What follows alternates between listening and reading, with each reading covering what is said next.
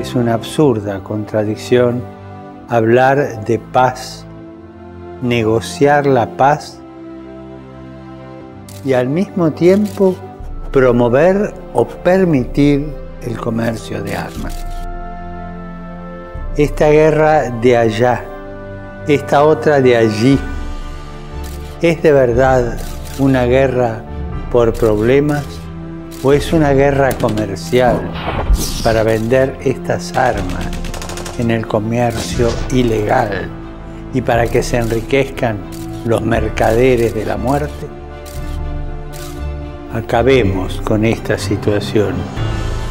Pidamos todos juntos por los responsables de las naciones, para que se comprometan con decisión a poner fin al comercio de las armas que causa tantas víctimas inocentes